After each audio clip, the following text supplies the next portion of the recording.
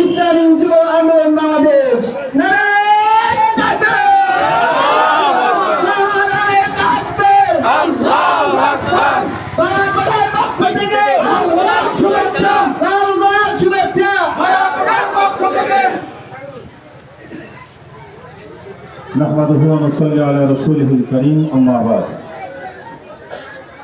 ইসলামী আন্দোলন বাংলাদেশ বড়াকোঠা ইউনিয়ন শাখা কর্তৃক আয়োজিত বৈষম্য বিরোধী ছাত্র জনতার আন্দোলনে জীবন উৎসর্গকারী ভাইদের রুহের মাগফিরাত কামনা এবং আহতদের দ্রুত সুস্থতা কামনায় আজকের এই দোয়া মাহফিলের সহযোদ্ধা সভাপতি উপস্থিত আছেন ইসলামী আন্দোলন বাংলাদেশ এবং এর বিভিন্ন সহযোগী সংগঠনের থানা ও ইউনিয়ন পর্যায়ের নেতৃবৃন্দ, অন্যান্য রাজনৈতিক দলের নেতৃবৃন্দ এবং আমার প্রিয় বড়াকোঠাবাসী, আপনাদের সবাইকে পুনর্বার স্বাধীনতা অর্জন করা এই বাংলাদেশে ইসলামী আন্দোলন বাংলাদেশের পক্ষ থেকে সুস্বাগতম জানাচ্ছি। অসংখ্য মায়ের বুক খালি হওয়া, অসংখ্য ভাইদের আজীবনের জন্য বন্ধুত্ব বরণ এবং একদল তরুণ উদ্যমী ছাত্র জনতার অদম্য সাহসের বিনিময়ে গত 5ই আগস্ট আমরা একটা বন্দীদের দশা থেকে, একটা বন্দী খাঁচা থেকে মুক্তি লাভ করেছি।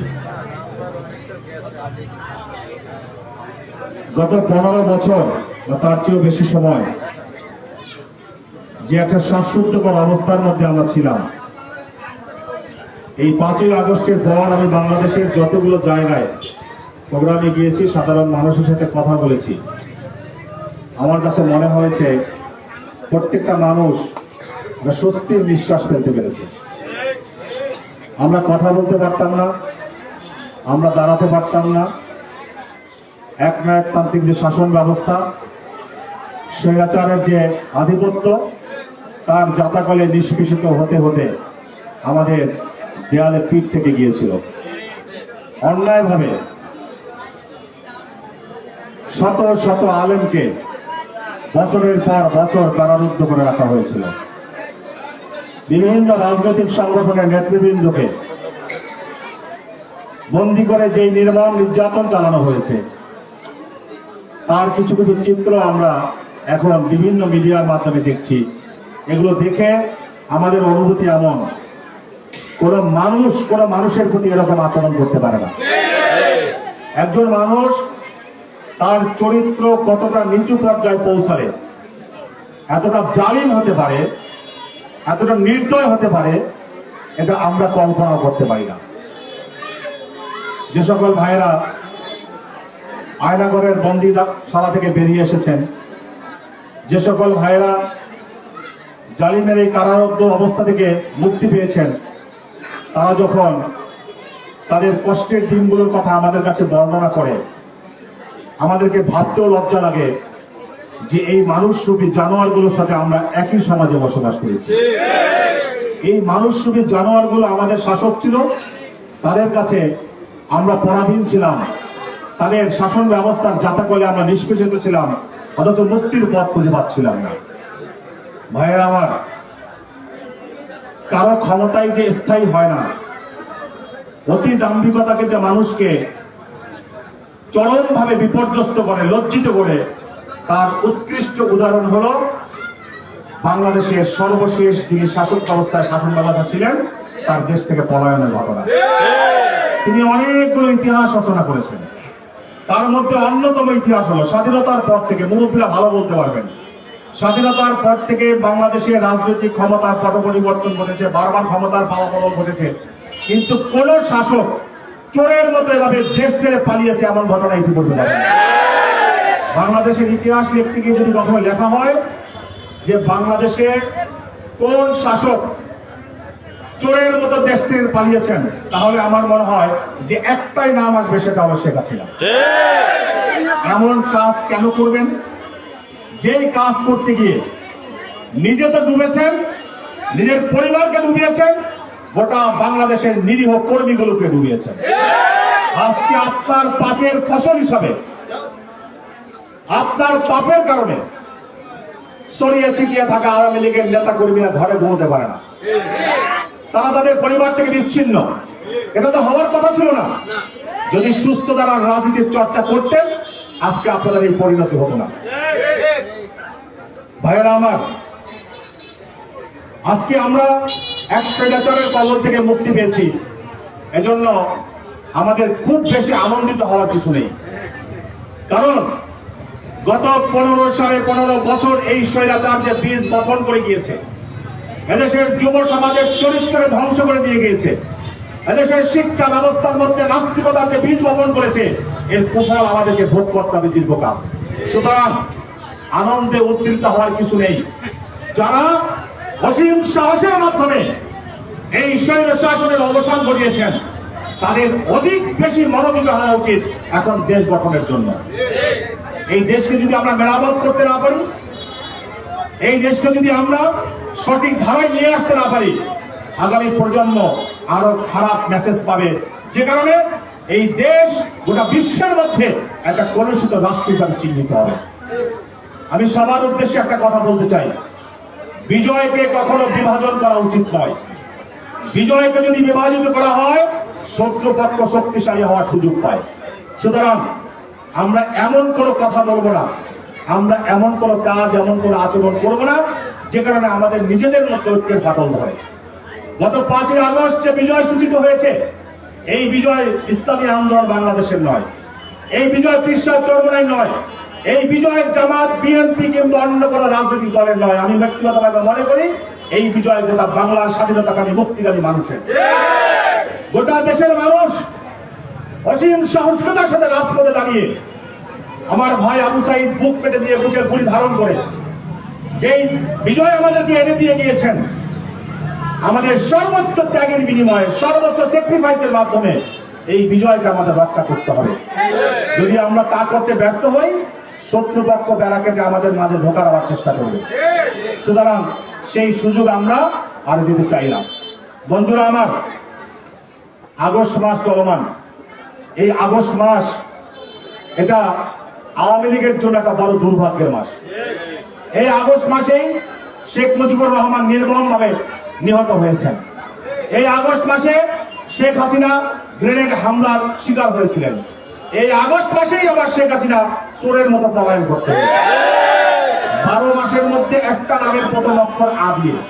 এই আগস্ট মাসটা আওয়ামী লীগের জন্য বড় দুর্ভাগ্যের।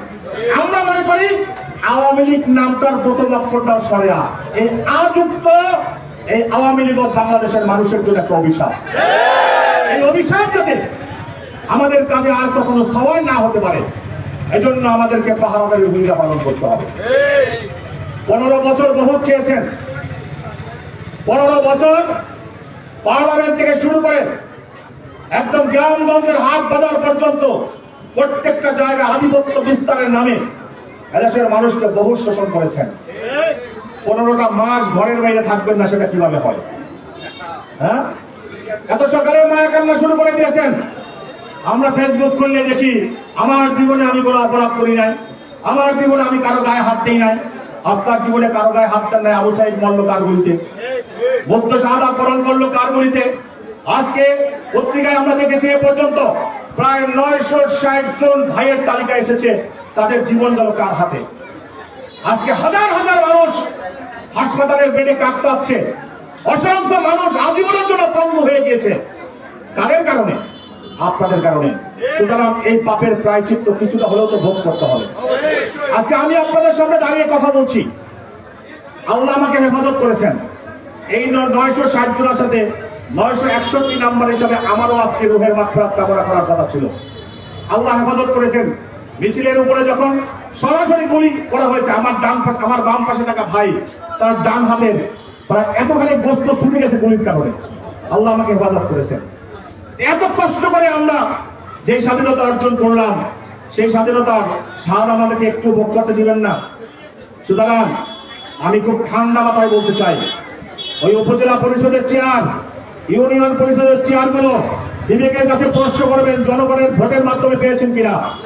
যদি জনগণের ম্যান্ডেটের মাধ্যমে পেয়ে না থাকেন, ওখানে বসার অধিকার আপনাদের নাই। ওই জায়গাগুলো আপনাদের জন্য মানানসই না।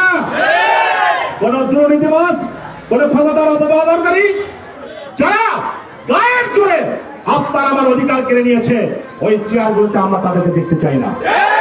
দয়া করে এই চেয়ারগুলোকে জোর জবরদস্তি করে দখল করার চেষ্টা করবেন না। মনে রাখবেন, 5ই আগস্টের চেতনায় দেশের ছাত্র জনতা এত দ্রুত ভুলে যায় নাই। এই ক্ষত শুকাতে বহু সময় লাগবে, এই ক্ষত শুকাতে বহু সময়ের প্রয়োজন আছে। সুতরাং আপনারা বেঁচে থাকেন, আপনারা ভালো থাকেন, এটা আমরা কামনা করি। আপনারা আমার ভাই, রাস্তায় উঠলে আজকে না হোক কালকে আপনার সাথে দেখা হবে। আপনি লজ্জিত না হতে পারেন, কিন্তু আমরা লজ্জিত হব আপনার সাথে আচরণগত কারণে। সুতরাং এমন লজ্জাজনক আচরণ আমরা করতে চাই না। আমি আজকে শুনেছি যে হুমকি দেওয়া হয়েছিল আজকে নাকি উপজেলা পরিষদ দখল করবে। খবরদার এই চেষ্টা করবেন না, এত দ্রুত না। অনেক হিসাব নিকাশ আছে, অনেক বোঝাপড়া আছে। রাষ্ট্রের সম্পদগুলো কোথায় কোথায় লুকিয়েছেন, সেগুলো আমাদের হিসাব নেওয়ার ব্যাপার আছে। এইগুলোর হিসাব না পাওয়া পর্যন্ত দ্বিতীয়বার আবার ব্যাংকের চেক ভাঙাবেন, সেই সুযোগ দেশের জনগণ আপনাদেরকে দিবেন। ভাইয়েরা আমার, পাশাপাশি আর একটা কথা বলতে চাই, বিজয় অর্জন করা সহজ, বিজয় রক্ষা করা কঠিন। আমরা দীর্ঘদিন পর্যন্ত রাজপথে আন্দোলন করেছি কেন? জালেমকে হটানোর জন্য, দুর্নীতিবাজকে দাঁড়ানোর জন্য, যারা আপনার আমার অধিকার কেড়ে নেয় তাদেরকে রুখে দাঁড়ানোর জন্য। ঠিক কিনা ভাইয়া? যেই জালেমকে আমরা হটালাম, সেই জালেমের চরিত্র যদি আমরা ধারণ করি, সেই জালেমের চরিত্র যদি আমাদের মধ্য থেকে প্রকাশ পায়, তাহলে ওদের মধ্যে আর আমাদের মধ্যে ব্যবধান কোথায়? সুতরাং এগুলো করা যাবে না। হ্যাঁ বুঝি, আমরা খুব ভালোভাবে অনুভব করি 15-16 বছর পর্যন্ত আপনারা ঘরে ঘুমোতে পারেন নাই, 15-16 বছর পর্যন্ত মায়ের হাতের ভাত শান্তি সহকারে খেতে পারেন নাই। মনে দুঃখ আছে, কষ্ট আছে, ক্ষোভ আছে, কিন্তু ক্ষোভকে যারা প্রশমিত করতে পারে, ক্ষোভকে যারা নিয়ন্ত্রণ করতে পারে, তারাই প্রকৃত দেশপ্রেমিক। এজন্য ক্ষোভের বশীভূত হয়ে এমন কোনো কাজ করা যাবে না যেই কাজের কারণে সাধারণ মানুষ আপনাকে আমাকে জালিমের কাতারে অন্তর্ভুক্ত করে। একজন মানুষ মতাদর্শগত ভিন্নতা থাকতেই পারে, সেখানে তার ঘর বাড়ি জ্বালিয়ে দেওয়া, তার দোকানপাটে হামলা করা, তার দোকানপাট লুটপাট করা, এগুলো কোনো সভ্য মানুষের কাজ না। এগুলো যারা করে, আমি নিশ্চিন্তে বলতে পারি তাদের দলীয় কোনো পরিচয় নেই। এই আন্দোলন সংগ্রামে প্রথম সারিতে তাদের কোনো ভূমিকা ছিল না। এগুলো করে কিছু সিস্কিন মানুষ, এগুলো ভালো মানুষের কাজ না। এজন্য আশা করি এই কাজগুলো আপনারা করবেন না। হ্যাঁ, আমাদের দুঃখ আছে, কষ্ট আছে, অনেক কষ্ট। বছরের পর বছর আপনারা বাড়ির বাইরে ছিলেন, কেউ কেউ দেশান্তর হয়ে গেছেন, কিন্তু সেই দুঃখ মেটাতে গিয়ে যদি আপনি জালেমের ভূমিকায় অবতীর্ণ হন, তাহলে ওই জালেম আর আপনার জালেমের আপনার মধ্যে কোনো পার্থক্য থাকবে না। এটা আমাদের দ্বারা কি হওয়াটা মোটেও উচিত হবে না। সংগ্রামী বন্ধুগণ, আপনারা লক্ষ্য করেছেন সম্প্রতি একটা সস্তা জনপ্রিয়তা নেওয়ার চেষ্টা করা হয়েছিল। সেটা কি? সংখ্যালঘুদের উপর নাকি হামলা করা হচ্ছে। প্রথম কথা বলি, আমরা সবাই বাংলাদেশের নাগরিক। ধর্মীয় পরিচয় কেউ হিন্দু, কেউ মুসলমান, কেউ বৌদ্ধ খ্রিস্টান, কিন্তু সবার আগে আমার পরিচয় কি? আমরা বাংলাদেশের নাগরিক। যারা এই বাংলাদেশের নাগরিকত্ব বহন করে বাংলাদেশে বসবাস করার সকল প্রকার অধিকার তাদের আছে, এবং আমার প্রতিবেশী সে যে ধর্মাবলম্বী হোক না কেন, তার নিরাপত্তা নিশ্চিত করার দায়িত্ব আমার আছে। আমরা দেখেছি 5ই আগস্টের 2-3 দিন পর কিছু মানুষ রাস্তায় নেমে কান্নাকাটি শুরু করেছে। কি? সংখ্যালঘুদের উপরে হামলা করা হচ্ছে। আমি এই বড়াকোটার মাটিতে চ্যালেঞ্জ করে বলে গেলাম, গোটা বাংলাদেশের কোথাও ধর্মীয় কারণে কোন সংখ্যালঘুর উপর কোনো হামলা করা হয় নাই। গত 3 দিন আগে আপনারা দেখেছেন আমাদের সংগঠনের সিনিয়র নায়েবে আলী মুফতি সৈয়দ ফয়জুল করিম সাহেবের সাথে হিন্দু মহাজোটের নেতৃবৃন্দ সাক্ষাৎ করতে এসেছিলেন। তারা অকপটে স্বীকার করেছেন যে আমরা আতঙ্কের মধ্যে ছিলাম, একথা ঠিক, কিন্তু 5ই আগস্টের পরবর্তী সময়ে এদেশের ছাত্র জনতা, এদেশের ধর্মীয় ব্যক্তিত্বরা যেভাবে আমাদের মন্দির পাহারা দিয়েছে, আমাদের নিরাপত্তা নিশ্চিত করেছে, আমাদের গর্বে বুকটা ভরে গেছে যে না, আমরা একটা মনুষ্য সমাজের মধ্যে বসবাস করছি। সুতরাং এই সস্তা কথায় কান দিবেন না। শাহবাগে জড়ো হওয়ার চেষ্টা করেছিল, কয়েকটাকে ধরে ধরে যখন প্রমাণ করা হয়েছে যে এগুলো হিন্দুরা, এগুলো প্রকৃত অর্থে ছাত্রলীগ, যুবলীগ, হিন্দু সেজে পয়তা লাগিয়ে ওখানে গেছে, আজকে ওখান থেকে পলায়ন করতে বাধ্য হয়েছে। এই এলাকার মধ্যেও এই জাতীয় সাম্প্রদায়িক সম্প্রীতি বিনষ্ট হয় এমন আচরণ যদি কেউ করার চেষ্টা করে, আপনারা সজাগ থাকবেন। হিন্দু আমার ভাই, অন্য ধর্মাবলম্বী আমার ভাই, তাদের নিরাপত্তা নিশ্চিত করা আমার দায়িত্ব। তবে কথাও বলে দেই, হিন্দু পরিচয় নিয়ে যদি কেউ সমাজকে অশান্ত করার চেষ্টা করেন, আমরা কিন্তু তাদের ব্যাপারে হিসাব নিকাশ করবো। যে অন্যায়কারী, সে হিন্দু হোক, মুসলমান হোক, বৌদ্ধ হোক, খ্রিস্টান হোক, অন্যায়কারীর সাথে কোনো আপোষ নেই। কি কথা ঠিক কিনা ভাই? বিচার যাবেন, বিশ্বে যদি একটা ঘটনা ঘটতেও পারে, এটা হিন্দুর কারণে না, এটা আওয়ামী লীগের কারণে। ওরা হিন্দু না, ওরা আওয়ামী লীগ। এই কারণে হয়তো ক্ষুদ্র মানুষ ওদের প্রতি তাদের ক্ষোভ ব্যক্ত করেছে। সুতরাং এই সমস্ত সত্তা কথা আপনারা কান দিবেন না। ভাইয়েরা আমার, আপনার আমার সবার আন্তরিক চেষ্টা, সবার সমন্বিত চেষ্টার মাধ্যমে এক জগদ্দল পাথর আমাদের মাথার উপর থেকে সরে গেছে। সুতরাং এখন এই দেশকে মেরামত করা, এই দেশকে গড়ে তোলা, এটা আপনার আমার সবার দায়িত্ব। এখানে রাজনৈতিক পরিচয় যার ভিন্ন থাকতেই পারে, কিন্তু সমাজে আমরা এক সমাজে বসবাস করি। সামাজিক সম্প্রীতি রক্ষা করা, সমাজের মধ্যে যাতে বিশৃঙ্খলা না হয়, এই বিষয়ে সচেতন থাকা আমাদের প্রত্যেকের দায়িত্ব। এজন্য এই বড়কাটা ইউনিয়নে বিএনপি, জামাত, অপরাপর রাজনৈতিক দল যারা রয়েছেন, ইসলামী আন্দোলন বাংলাদেশের যে ভাইরা রয়েছেন, সবার প্রতি আমার উদ্যোক্তা আহ্বান থাকবে, সমাজ যেন অস্থির না হয়, সমাজের মানুষ যেন আতঙ্কগ্রস্ত না হয়, কোনো মানুষের উপর যেন অন্যায় ভাবে জুলুম করা না হয়, কোনো মানুষকে যেন অন্যায় আচরণের শিকার হতে না হয়, আপনাদেরকে সে ব্যাপারে সচেতন থাকতে হবে। ইনশাআল্লাহ যদি কোথাও এই জাতীয় ঘটনা ঘটে, ইসলামী আন্দোলনের কর্মী ভাইরা এগুলো মোকাবেলা করার জন্য আপনাদের সবার সাথে, সবার পাশে সব সময়ের জন্য থাকবে ইনশাআল্লাহ। সংগ্রামী বন্ধুগণ, এই দেশ আমাদের, এই দেশ গড়তেও হবে আমাদের। আজকে বৈষম্য বিরোধী ছাত্র আন্দোলন থেকে ছাত্র জনতার যে অভ্যুত্থান ঘটেছে, এই অভ্যুত্থানের মাধ্যমে প্রমাণিত হয়েছে এদেশের মানুষ কোন দুর্নীতিবাজকে আগামীতে ক্ষমতা দেখতে চায় না। এদেশের মানুষ কোন জালেমকে আর বরদাস্ত করবে না। এদেশের ছাত্র সমাজ চোখে আঙুল দিয়ে দেখিয়ে দিয়েছে যে জুলুমের সীমা যদি অতিক্রম করো, যদি মানুষের মনের ভাষা বুঝতে ব্যর্থ হও, তাহলে পরিণতি কতটা করুণ হতে পারে। কি ঠিক কিনা ভাইরা? সুতরাং আমরা বিশ্বাস করি এই আন্দোলন বাংলাদেশ থেকে শুধু নয়, আজকে বাংলাদেশে যে আন্দোলন পাকিস্তানে ছড়িয়েছে আপনারা দেখেছেন, সেখানেও ছাত্রদের অভ্যুত্থান শুরু হয়েছে। এই আন্দোলনের যে বাতাস, সেই বাতাস ভারতে গিয়েও সূচিত হয়েছে। বাংলাদেশের ছাত্র সমাজ গোটা বিশ্বকে দেখিয়ে দিয়েছে যে আন্দোলন কিভাবে করতে হয়। গোটা মনে করে ক্ষমতায় বসে থাকা ব্যক্তিকে কিভাবে লাথি মেরে চেয়ার থেকে সরাতে হয়, এদেশের ছাত্র জনতা তা দেখিয়ে দিয়েছে। সংগ্রামী বন্ধুগণ, আমি আমার বক্তব্য দীর্ঘায়িত করবো না, শুধু একটা কথাই বলতে চাই, আগামীতে আমরা পারস্পরিক সম্প্রীতি এবং সৌহার্দ্য রক্ষা করার মধ্য দিয়ে এই সমাজকে আমরা গড়ে তুলব, এটাই হবে আমাদের প্রত্যয়। দলীয়ভাবে আমরা কেউ হয়তো ইসলামী আন্দোলন, কেউ বিএনপি, কেউ জামাত, কিংবা কেউ অন্যান্য সংগঠন করি, কিন্তু সবার আগে আমার পরিচয়, আমি বাংলাদেশী, এই বাংলাদেশটা আমার। এই বাংলাদেশকে বিনির্মাণের জন্য আপনাকে আমাদের কার্যকর ভূমিকা পালন করতে হবে।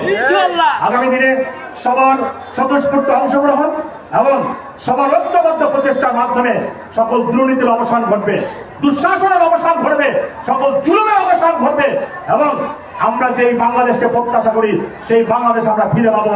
এটাই আজকের এই সমাবেশ থেকে আমার প্রত্যাশা থাকবে। সংগ্রামী বন্ধুগণ, আমরা চাই না আর কোনো দুর্নীতিবাদের জন্ম। কি আপনারা চান? আমরা চাই না আর কোন সন্ত্রাসী আমাদের সমাজে গড়ে উঠুক।